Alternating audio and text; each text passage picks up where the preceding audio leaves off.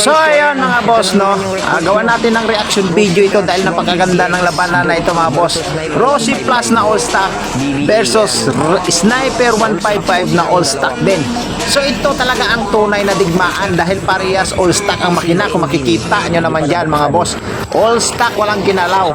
At ganito rin tong si Sniper 155 mga boss, sobrang all stock din yan, lalong lalo na sa mga gulong nila mga boss. Parehas lang, walang pinalitan, no?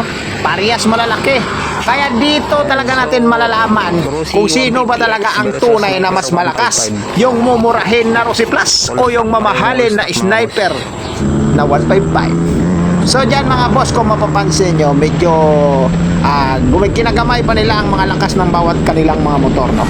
Pero mapapansin mo si Rosy Plus hindi talaga nagpapadalo. Kaya Sniper Moto, Dato Raimundo, panoorin nyo ang video ito dahil para sa inyo ito, para malaman nyo kung sa all stock ba talaga ay malakas yung motor nyo. Dito nyo yan malalaman sa parehas all stock na labanan, hindi kargahan. So mapakita nyo dito mga boss, nag-umpisa na silang magbigayan.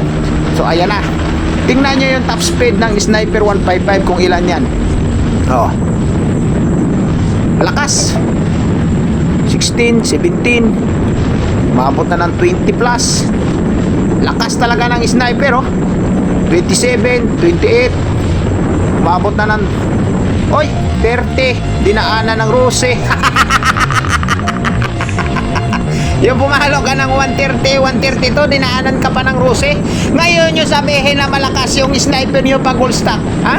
Malakas lang ang Sniper ni Dato Raimundo kasi kargado, pero subukan mo all stock, ipalag mo sa Rosy Plus. Tingnan ba natin kung hindi kakakain ng alikabok. Real talk lang sa mga naka-Sniper, hindi porket branded at mahal ang motor nyo ay kinikilala nyo ng malakas.